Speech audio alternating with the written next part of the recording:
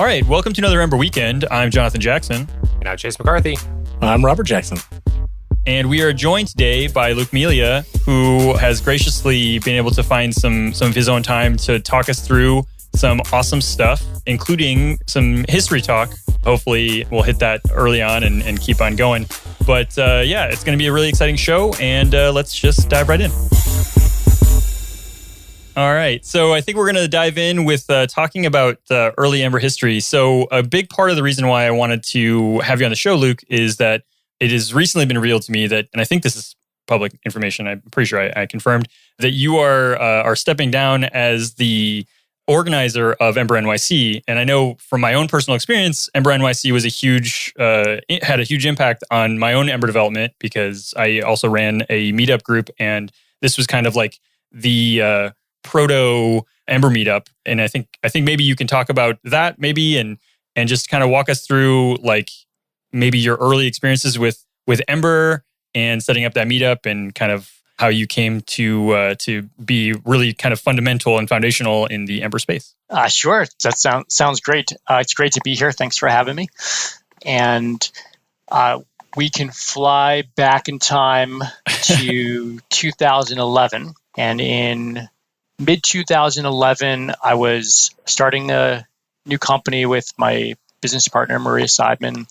And one of the key pieces of technology that we wanted to build was a really easy-to-use web-based editor for creating and maintaining mobile applications. So this was kind of like the core, pretty much the core vision of the product that we wanted to create. And so I set out to try to figure out how the heck we were going to build this thing. And at the time, the options that were kind of out there in 2011 were Cappuccino, Sprout Core, and then Backbone was in its kind of fledgling days. It was maybe a year and a half old at that point. I do like cappuccinos, Luke. I don't know if that's the same kind of thing I think cappuccinos are fantastic, very popular among the caffeinated set. One thing I didn't particularly care about Cappuccino, the software framework, was that you had to write your code using Objective-J, I believe it was called. Don't quote me on that. Oh, yeah. That was a variant of JavaScript that was Objective-C-like, I believe. It may have compiled down to JavaScript. And so for me, that was a big con in the Cappuccino column. It's a pretty big con. Yeah. Sprout Core had a couple of things going for it. Thing number one was that Apple had built MobileMe, which later became iCloud, as listeners probably know it, in Sprout Core. And that was a pretty impressive web experience for the time. And then the second big thing that had going for it is that a software developer whose career I had watched pretty closely with his contributions to MERB and Rails had recently started working on Sprout Core. And that was Yehuda Katz. And, I said, man, if Sprout Core is what Yehuda's betting on, then that's a pretty good sign that there's an interesting future here and some interesting technology. And so with that, I bet my fledgling venture on Sprout Core, 1.6 at the time, I believe. And I started to build out this editor experience. And the tools that Sprout Core had were pretty awesome for building the type of experience that I wanted.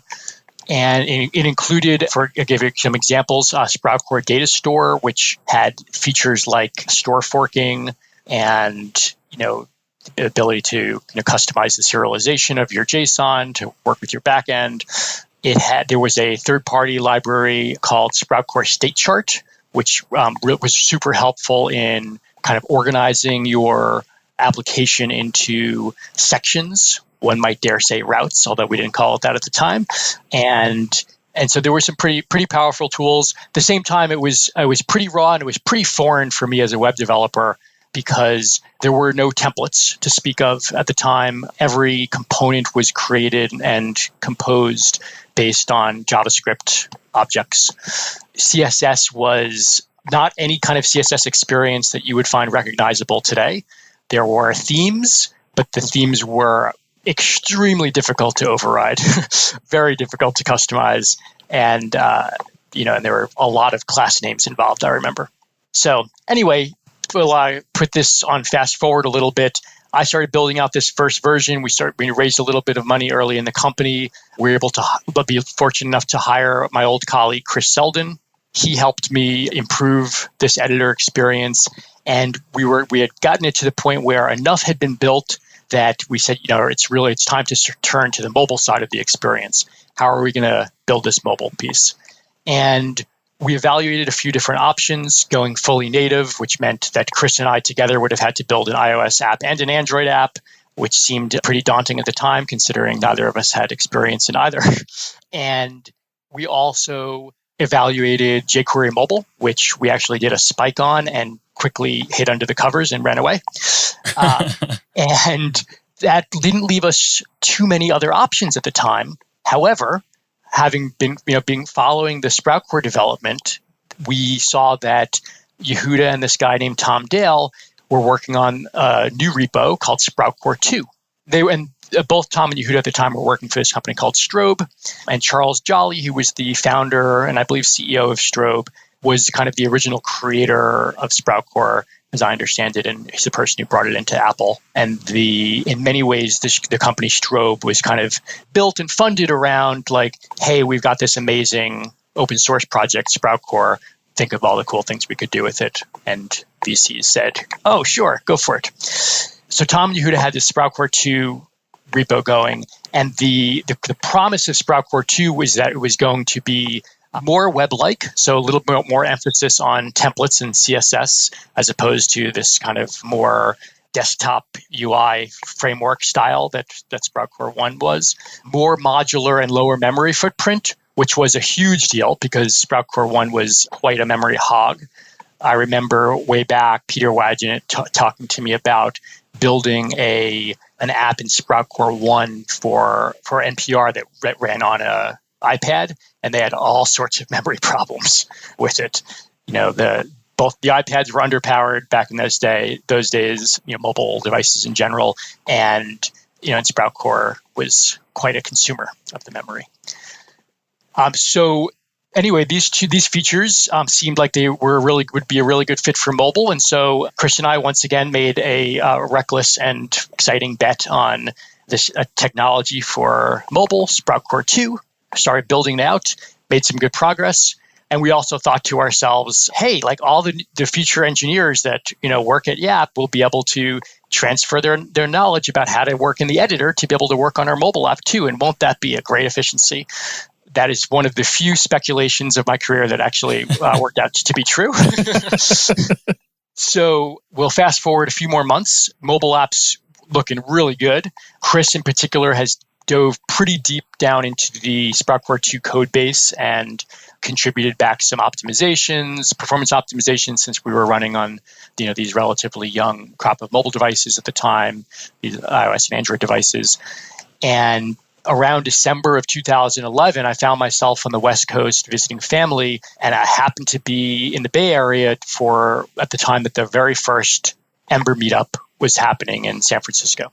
And I believe that Ember had just been renamed to Ember from Sprout Core 2. Well, there was a middle stop at Amber, I think, for like a day. There was a day-long middle stop at Amber.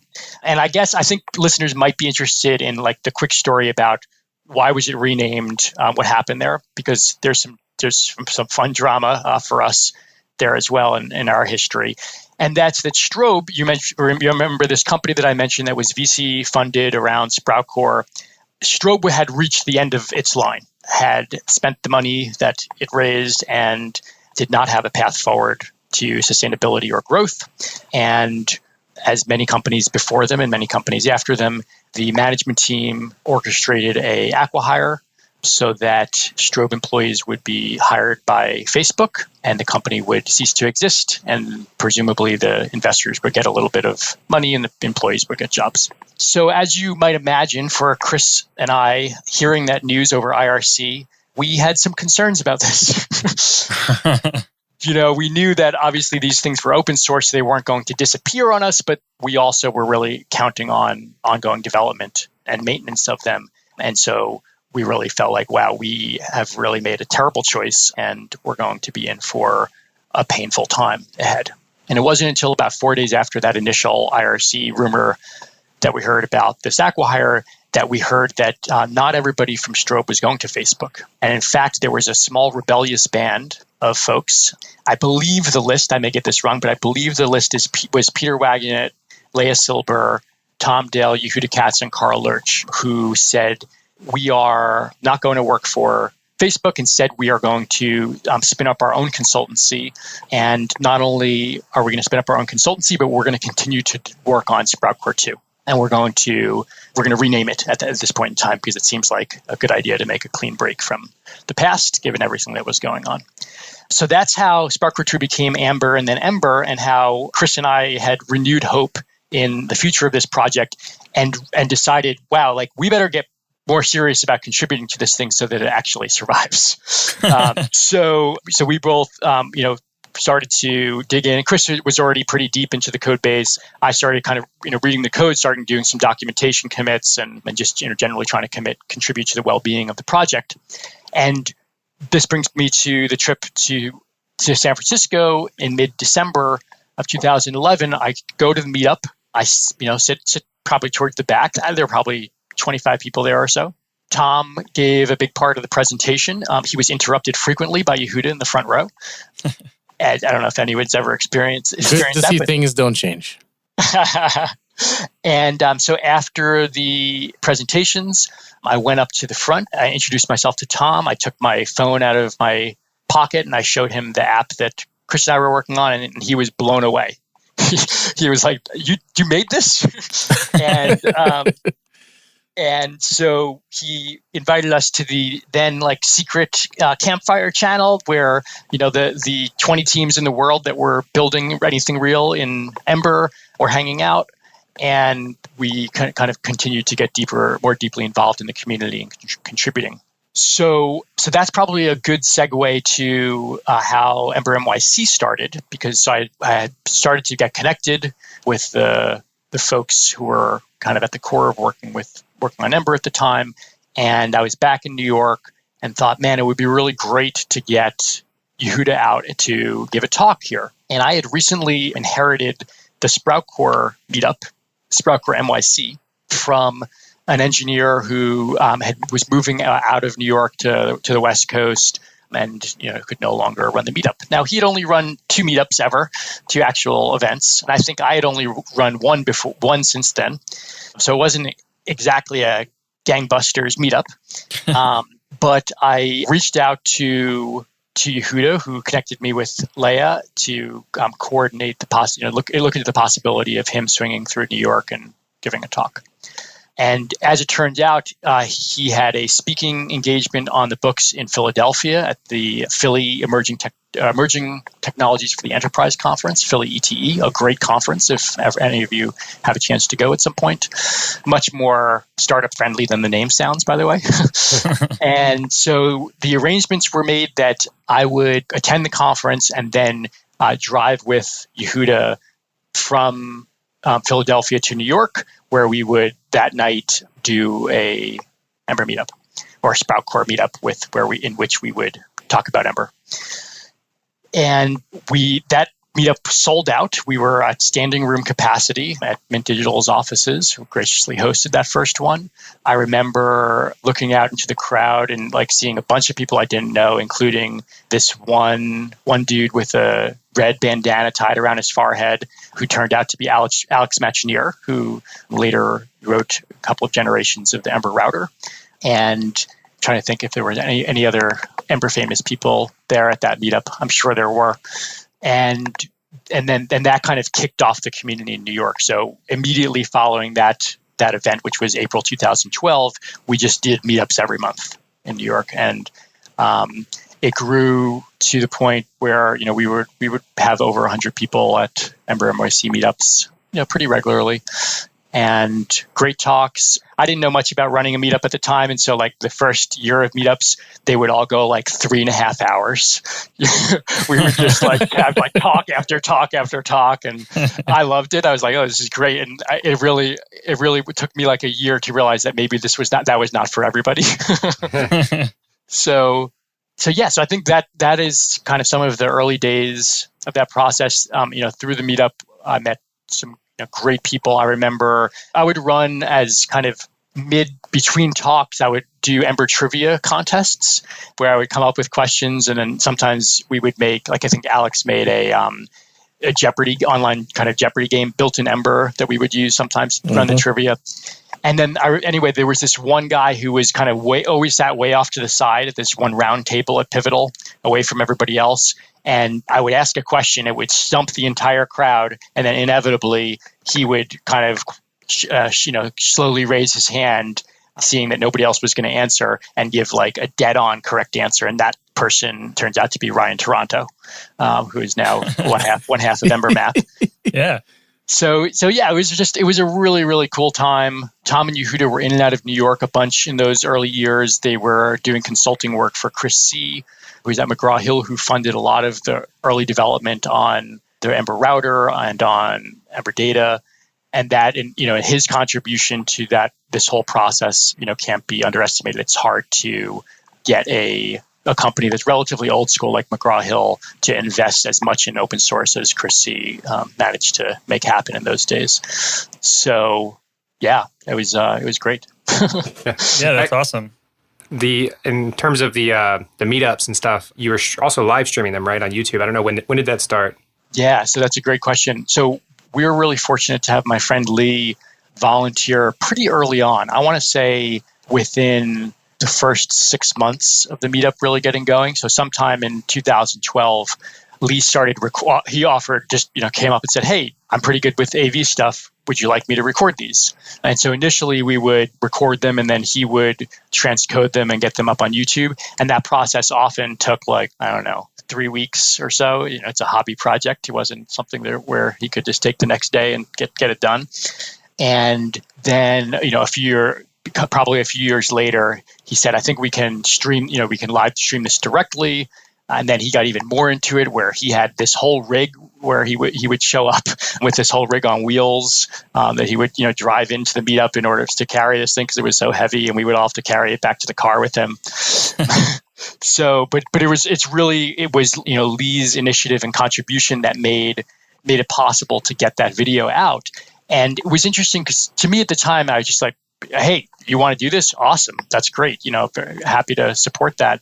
But it wasn't until I started to kind of travel to conferences and to the first Ember Camp, which I believe was 2013, and then to the first Ember Conf in 2014, that people would come up to me and say, "Hey, I am so glad and so grateful for Ember NYC. I watch every video as soon as it comes out." And I said, "Whoa!" I had no idea that this, the impact was so wide. And so that's been really satisfying. It's great to have this, this incredible archive now of all the cool talks that have been delivered over the years. That's why I asked, because when John and I started the Ember Jax meetup for Jacksonville, I think we started playing the videos every time we kind of had a lull in speakers, or we couldn't come up with something, and there was something that had been covered really well in Ember NYC. And then eventually we started live streaming. So I think more than a few times we actually had a meetup where we were just all sitting around watching the live stream. That's cool. That's great. Which from an organizer's perspective, it's it's not exactly the hardest thing. It's kind of nice.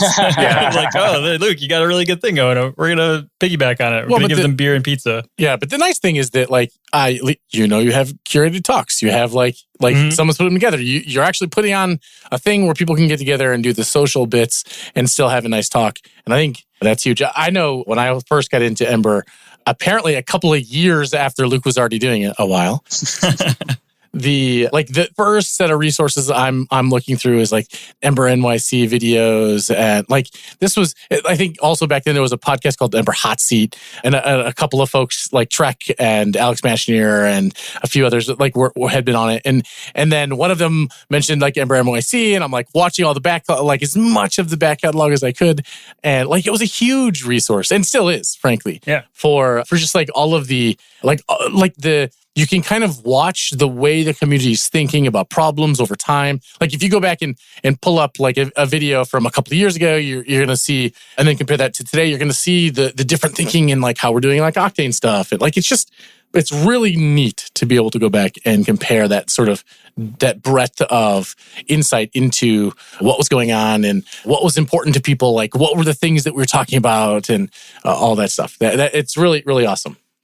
Yeah, I think it's also interesting when you go back and you look at some of that stuff, or I think back on the talks that I gave at Ember NYC and that others did, the things that we spent a lot of time on were often the kind of trickiest parts of Ember. So I remember, early on giving a lot of talks about, what the context was at different parts of your template. And time again, the talk that I would, give about like kind of grokking this difficult concept, a year later or a year and a half later, Ember would have basically removed that problem, right? So it would have like evolved to the point that advice was irrelevant because it no longer existed. It was no longer a problem in Ember. Yeah, they were just watching your talks and were really annoyed at all of the verbal acrobatics you had to do. So they went around and changed it all. Yes. Yeah, but it was really cool to see, and still is cool to see, just the incredible evolution of Ember over the years, and it's just been like this great kind of steady drumbeat of progress, and that continues today. And the Octane stuff is super exciting, and it again removes this entire categories of confusion, I think, for folks, and makes the on ramp easier, etc. Yeah. Totally. And as an aside, I believe when we first launched Ember Weekend, you actually gave us a shout out in the Ember NYC, like immediately following the first episode release, or maybe like like early on, one of the first few episodes, which was very like heartening and uplifting for us to like, because I think at the time even the website wasn't designed. Was that right, Chase? It looked really ugly. Yeah, for the first like 10 episodes, it was bad. Hey, I made that. I'm an avid listener, and I don't think I've ever missed a Ember Weekend episode since you guys started. So it's been great. To bring the Ember NYC discussion full circle, Jonathan, back to your original comment about me stepping down from an organizer role. It's true. I have handed the reins over of Ember NYC. They are in very capable hands now, belonging to Matthew Beal. Known as Mixonic on the interwebs as well. Matthew is a member of the Ember core team and was a longtime Ember NYCer, moved out to the West Coast for a couple of years for his wife's residency, I believe, and is now back in New York. So I'm very excited that Matthew's taken over. That transition's already happened, and the meetup quality is very, very happy with the strength of the programs that he's been bringing together already. And it's quite a treat, actually, to be able to attend as a participant. The reason that I made this decision is that my family and I are moving away from New York. This August, we are becoming a location-independent family for a few months, traveling around Southeast Asia slowly as we work and homeschool remotely. And then eventually the plan is to settle in Singapore for a few years. And we're doing this all as a kind of big family adventure. So very happy to see Ember NYC continue. And I wish the community and Matthew all the best. I will be tuning in remotely, no doubt, and do plan eventually to return to New York and be involved again. So so viva la Ember NYC. I'm really interested in, and you kind of touched on it a little bit earlier, was the Ember and Cordova integration. Can you talk a little bit more about how that is to work with, and like, is it still relevant now? Is there another option, or are you still maintaining any apps that are using Cordova? Yeah, great question, Chase. So last question first. Yes, our app is still a Cordova hybrid Ember native app on both iOS and Android. And we continue to invest heavily in our Ember mobile experience. And there's a few reasons why that's been a good choice for us. One of those is that I mentioned our editor experience before. We also have a web-based preview of the apps that people create. And then, of course, we have the Android and iOS experience. So we have components and visual experiences that we're creating that need to be delivered in all four of those environments. And the idea with a very small team of having to recreate those in multiple technologies is not that appealing. Whereas what we've been able to accomplish now is we have a project that we call Mobile UI, and all the Ember components that can appear in one of our mobile apps are resident inside of that Mobile UI project. We use Ember Freestyle to have a great development environment and living style guide that add-on hosts. And then that add-on is consumed by both our editor, our web-based preview, as well as our Ember app that lives inside of the Cordova apps. Let me talk a little bit about the relationship between Cordova and the Ember app and how we do this. And as an intro to that, I'll just do a quick thing about Cordova for those who haven't heard of it. Cordova is the Apache open source name for PhoneGap. The technology was known as by PhoneGap for many years before it joined the Apache Foundation. It essentially represents a bridge between native code and a embedded web view in a native app with the ability to make calls bidirectionally from JavaScript to Cordova plugins written in native code and back the other direction. And it also includes a ton of tooling around that basic concept to try to make development easier. And then there's an ecosystem of Cordova plugins to perform various tasks. Those tasks include any kind of functionality that you need native code to do, like taking pictures with a camera, using advanced geolocation, scanning QR codes, you name it, interacting with the contacts database in the phone, adding items to calendars, anything where there is stuff that is exposed to the native SDKs that is not exposed to the web runtime inside of inside of the web view, Cordova plugins exist for. Unfortunately, the quality of the Cordova plugin ecosystem is pretty poor. Now, you might guess that this was the case, considering that it's mostly being, it's Android and iOS code being written by people who have specifically tried to avoid writing Android and iOS apps. And the kind of open source practices and maintenance, with some exceptions, but by and large, are just not very good. Update timetables are not great. And so what we decided to do strategically after kind of experiencing this is, we decided to embrace the kind of very core of Cordova. So the set of native code that wraps the web view and provides for that communication bridge, as well as the essential plugin architecture that Cordova provides. And then everything else we have gone our own way. So that means that all of the plugins that we use are stuff that we wrote ourselves, custom fit for our purposes. And the tooling we use basically none of. So we essentially just use Cordova as a library as opposed to as a framework with its own CLI and stuff like that. It's not the only way to get it done, to get the job done, but that's the choice that we've made, and we're fairly happy with it. So from a Ember apps perspective, there were a few kind of interesting pieces of thinking about how to interact with this.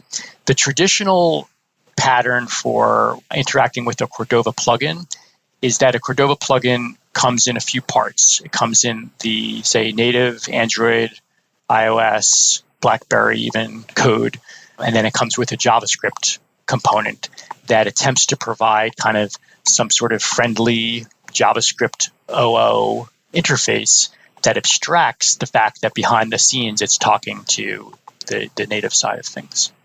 Stefan Penner worked with us at Yap for a few years early on, and we all discovered promises together. Steph was pretty instrumental in popularizing them in the Ember community, and together we badgered Dominic to create the Promises A+ spec, which really catalyzed, if you will, the development of various Promise frameworks in JavaScript and other languages. And so he came up with the realization that we could simply have a very simple Promise API where we specify the name of the plugin that we're interacting with, the name of the plugin's method or action that we want to call, and then an array of arguments. And then the the Cordova plugin API already provided for the idea of a successful response or a failure response, which maps really nicely to promises, resolve or reject kind of pattern. And so that's the pattern that we use within our app to interact with our Cordova plugins. So the JavaScript side of these interactions are extremely thin. There's no abstraction between the JavaScript code that's running and the plugin interaction. We generally host those calls within services that line up nicely. And those services often maintain their own state or other kind of functionality that they need to participate well in the Ember app. And then our responsibility then is simply to make sure that both the Android and iOS implementations of those plugins can respond to those calls in a manner that's compatible with each other, right, in a consistent manner across the platforms. So that's been kind of the general pattern that we followed. In addition, we created an add-on that we call Yap Core, which has the vast majority of the functionality of the mobile app. And then there's a very thin layer on top of that, which is the actual Ember app that consumes this Yap Core add-on. And we have one for the web-based preview and one for the Cordova app that essentially adapts that experience, that core experience, to the appropriate external APIs. And in the case of the Cordova one, it's to those Cordova APIs. And then in the case of the web-based preview, it's often a smaller and less functional version of that can run in a web browser. So that's the kind of basic architecture. On the Cordova side, how much shenanigans do you have to do to deal with the differences between the platforms versus what Cordova itself sort of absorbs? I'm imagining something akin to how jQuery was good and useful to absorb difference between the various platforms. That's how my mental model of what Cordova's trying to do is, but I'm just curious how much that breaks down or doesn't. I don't know. That does well is where Cordova does a great job is abstracting the communication bridge. So I don't have to think at all about when I do this Cordova.promise call and specify the plugin name and method.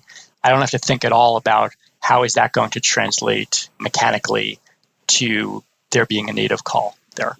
Once I'm inside of that method call, though, on the native side, that's basically where the help ends. At that point, you're just running native code. There's no more Cordova abstractions that you're consuming or interacting with. The only piece that you'll call in the end is a method to actually send the result of this method call back to Cordova. And so it maintains back to the JavaScript side rather. And so Cordova is maintaining kind of a map of the initial calls and where the callback should be routed to when it eventually goes back over the bridge. I see. So basically, it's giving you the bridge functionality, the back and forth functionality, but basically, once you're on either side of the bridge, it's totally the Wild West and you're on your own. Exactly. Which, if you become a consumer of Cordova CLI and the Cordova plugin ecosystem, you can do a lot of stuff at a higher level. As I said before, like the quality that you're going to get is going to be probably pretty frustrating, depending on your own personal bar for quality. Yes. And so we're really happy that we are unencumbered by any other kind of framework facades or anything. I think part of the problem for us in this space, Luke, is that we're spoiled in that, in general, the quality, at least my experience of the Ember ecosystem and Ember add-on ecosystem, is that the quality level is actually quite high. And we're all about shared solutions and trying to do our best. And anyways, so when we go to other places when that doesn't hold true, it's usually very frustrating. That is my experience. Yes, I think that is apt. So I had another question about performance. Yeah. You had touched on a little bit about it with Sprout Core, but in the early days of trying to do mobile device, web, browser-based with a bridge mobile devices, Android ended up being a pretty big problem because of the JavaScript performance. Did you do anything to get around that? Yeah, it's a great question. We spent a lot of energy, and Chris Selden in particular spent a lot of energy at Yap working on performance stuff. And, for really a few years, the rendering longer lists was just a non-starter. I mean, it was a non-starter in a desktop web browser in Ember, much less on an Android device. And we would, before coming up with some solutions, you would tap the switch to a particular screen that was like a list of 200 people, and it would just sit there and do nothing for a few seconds before finally showing you that list, which is pretty unacceptable. It's pretty frustrating. Similarly, if you were, for example, you wanted to animate that list in, which is not unusual for a mobile experience, that animation would often be super janky because of all the work that and memory pressure that you're putting on the mobile device. So the first version of what became Ember Collection came out of work at Yap, and that's essentially the idea of virtualizing a list, which is a pretty popular concept in desktop UI SDKs. And so you're only actually rendering DOM elements that are visible on screen, and maybe with a little bit of buffer on the front and back so that you can start scrolling while you're also kind of recycling these DOM elements and putting the correct content in them, then moving them to the bottom of the list so that they're ready to scroll on when you get to that point of the list. So that was probably the biggest investment and biggest performance win that we had to address like the worst performance problem. One of the interesting things, if you think about the progress of mobile devices from 2011 to 2019, is that the power and capabilities and performance has just grown by leaps and bounds. So there were times where we said, oh, like this is sort of janky. And then, a year later, there'd be new devices. And we would look at it again. And we're like, wow, this is butter, So it's been nice to be supported by that performance curve in mobile while we've gotten there. But we also learned, a ton about GPU layers and about kind of architecting the DOM structure of our apps so that the types of animations that we were going to be doing involved simply moving one layer as opposed to having to move, a bunch of different elements at once. And that's even got us to the point today where we can do really buttery and responsive interactive drag. So we have, one of your kind of classic sidebar drawers where you can drag it out from the side. It follows your finger. As you move forward, you can throw it away with momentum, has momentum scrolling. And we've been able to do all that within the Ember app in a way that is, could you tell that it's not native if you really know what you're doing? Probably, but it's pretty damn good.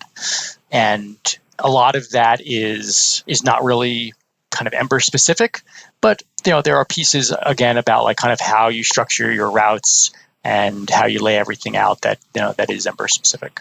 Right, and there were probably Ember things that happened like decreased bundle size and like glimmer performance. Did that help at all? Absolutely, yeah. Every one of those big kind of performance watershed moments in Ember, was amplified for us in our mobile experience and has made life a ton better. And that's been a pretty magical part of the Ember experience as well as an end consumer is, there have just been these moments in time where you do an upgrade and none of your app code changes, but everything just got so much better. I remember even just like when Mesomorphs, what were they called? Metamorphs. Yes. Just how satisfying that was. That was a pretty awesome one. I think I finally understood Metamorphs, like when somebody wrote a blog post about what they were when they were disappearing. Like, can you summarize for the audience? No, I probably can't now. I know they were used tracking elements, right? Just to keep track, like for bookkeeping for Ember. I'm sure Rob has more words on that. Yeah, ironically, so the thing that's really funny to me is that we are basically reintroducing that concept, and I think it's hilarious. This is specifically for rehydration and in the SSR mode. Like, basically, the point is you need something to denote, hey, this is the thing that was rendered. This is the starting boundary. This is the ending boundary. At the time, the metamorphs, quote unquote, were script tags, script type metamorph, I think it was, and then they'd have an ID, like it's just a number, and then you'd look for the end one that corresponds with the same number. And okay, great. That is the boundary. This is when we were doing string-based templating. So way before like Ember 110, we're like basically doing handlebars. It's like the same style of handlebars that you would do on the server where it would render a string and then we were like splicing it into the DOM, right? So we had to know the starting and end locations to do the splice. That's the whole thing. But the thing that's funny is that like like it's all full circle, right? We're doing rehydration, and turns out when you do rehydration, you have to know what the boundaries of things are, so that as you're walking the DOM to update into the rehydrate, like you have this DOM that was given to you by the server, and now you have to hook it up with a component. Turns out you need to know the starting and ending boundaries. We have a tool for this. I know. So hold on though. So the difference is like 5 years, and now you can use comment nodes. So your dev tools will like make them dim, and you won't have to look at them as much. Yeah. Well, also like we removed them, right? So when we rehydrate, they're not actually needed for rendering. It's just the initial rehydration. So as we walk the rehydration, the DOM tree for rehydration, we just delete them, right? But it's just one of those things like, oh, I know the solution. I know, call on me. I've seen this. But there are still special things you have to do for like, what was it? Tagless components or anything like that? So in rehydration, it's just the same boundary node system, right? So I don't know how we got here. Well, you emit a comment node. Well, you emit the comment nodes, and it's basically starting block, ending block that wrap the entire template when it's rendered. The same is true when you invoke a component and it like yields back. That's all wrapped in like comment nodes that denote like a block start, block end. It really is quite close to the original Metamorphs thing. Yeah. Funny. This is like the nostalgia episode. and it runs on every dimension. I don't know. So speaking of nostalgia, this is one thing I wanted to bring up in your history, Luke. Do you remember back at, I don't even know when it was, but you and I paired and like we made nested add-ons a thing? Do you remember that? Ember CLI 0.2.0? Yes, vaguely. Yes. Was it at an EmberConf? No, it was at, I want to say, a conference up in Boston, Wikigood Ember, I think. I want to say the very first Wikigood Ember. But I can't remember where we were, but I remember sitting at the table with you and like we made the thing. And then the first time I was ever in New York was to speak at Ember NYC back in 2014, I think. And it was like, here are all the new add-on hooks that you get. It's great. That's awesome. It's funny. I probably have spent 1,000 times the amount of time that you and I spent together debugging stuff related to nested add-ons now. Yep. I wasn't blaming you necessarily, Luke. I'm just saying, hey, remember when Ember CLI was like simple and easy to understand? We broke that. I wanted to say something about Robert being so into the Orbit stuff that he was just like awed in silence. It's a rare moment we got Robert to be quiet. So Luke, I think it was at Ember NYC maybe last month, we were chatting and you told me that you were working kind of a lot in the Orbit space, and I was lucky enough to be able to work with Orbit maybe, I want to say like last year, and I thought it was awesome. So I was hoping maybe you can kind of walk through some of the stuff you've been doing in that space and just kind of maybe give our listeners kind of a little taste of the Orbit pie, so to speak. Sounds great. Orbit pie sounds delicious. It does, right?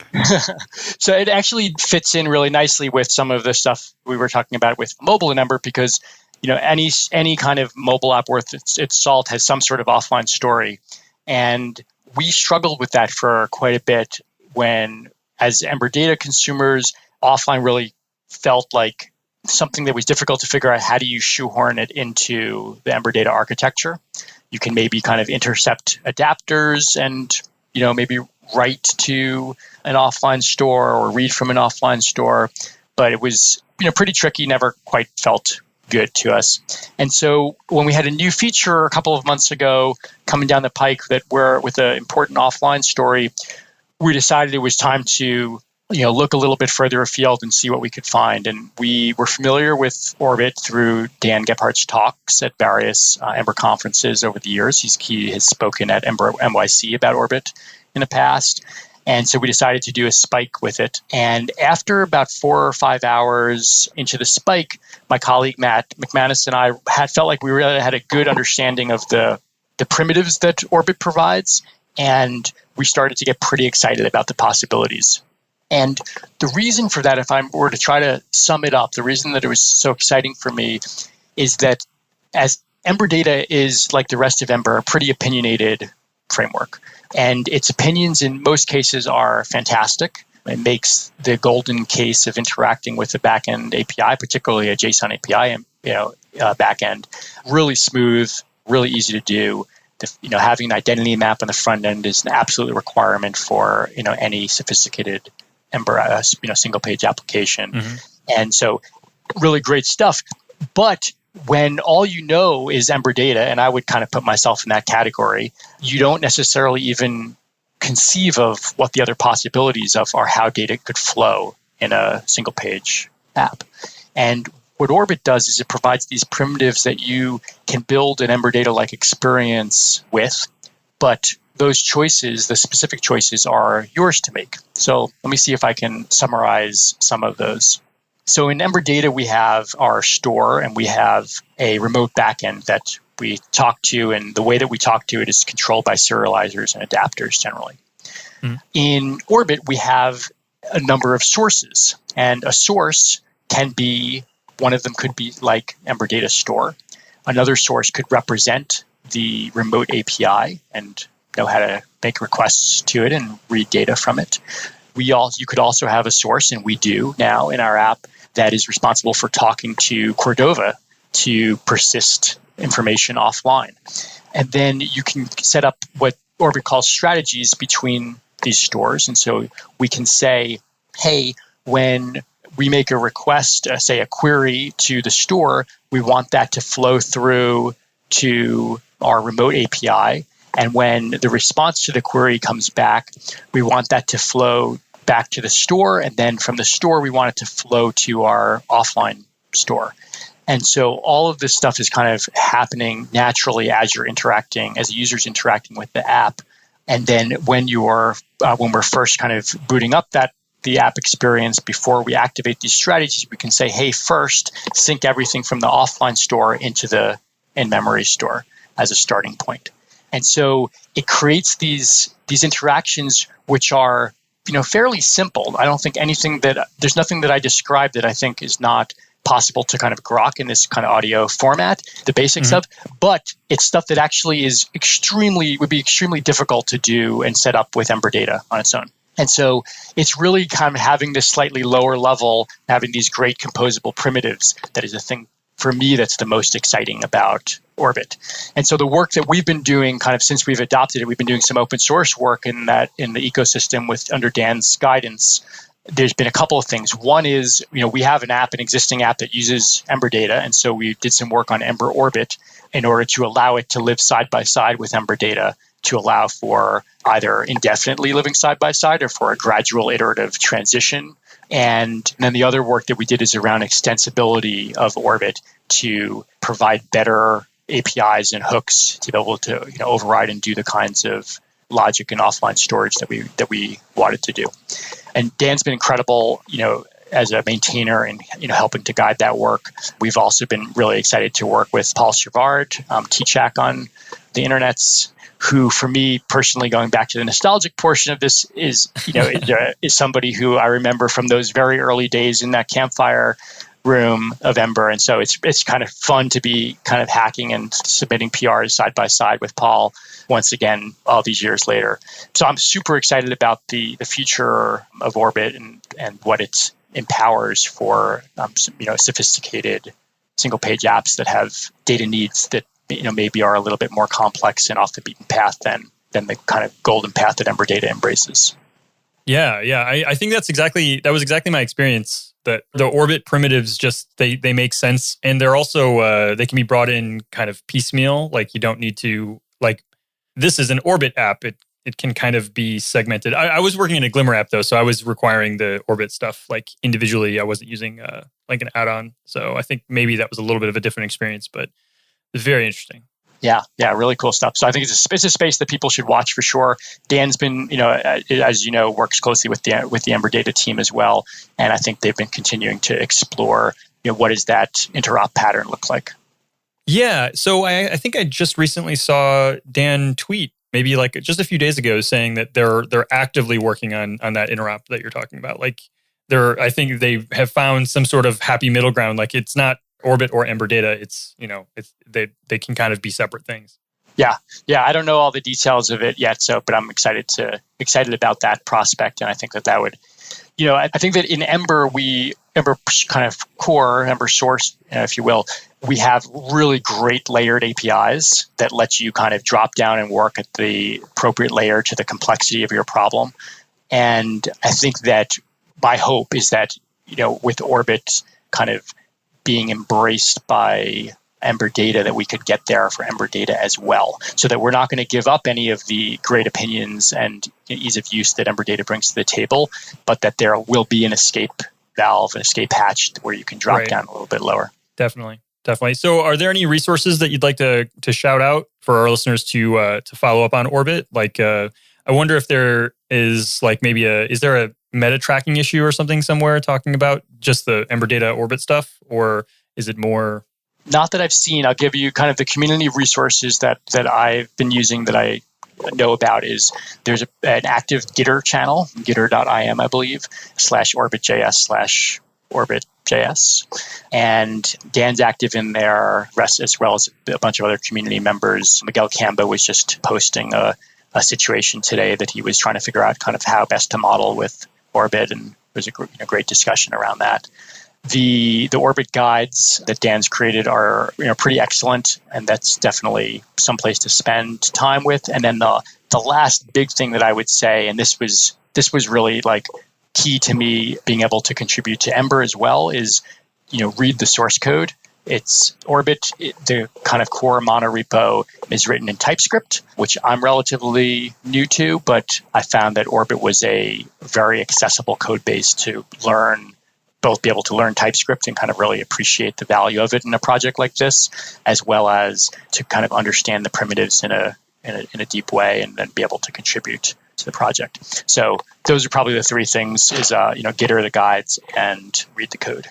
All right. Well, thank you so much, Luke, for spending the time to join us. And obviously, thanks for hosting Ember, kind of creating Ember NYC and all your work in the ecosystem. I really appreciate it. And it's been great having you on the show. Well, awesome. Thanks for having me. And thank you for all your years of Ember Weekend. It's an incredible resource for the community. And it's great to be part of it today. All right, so that's all we have for this week. We'll catch you next time for probably another RFC rundown. What are we calling it? Roundup. RFC Roundup. Yes, that seems like we're overdue. Check in on the octane. Yeah. All right, so stay tuned for that. I'm Chase McCarthy. I'm Jonathan Jackson. I'm Robert Jackson. And I'm we're joined. Luke Melia. Yes! Perfect. We'll see you next week. Bye-bye.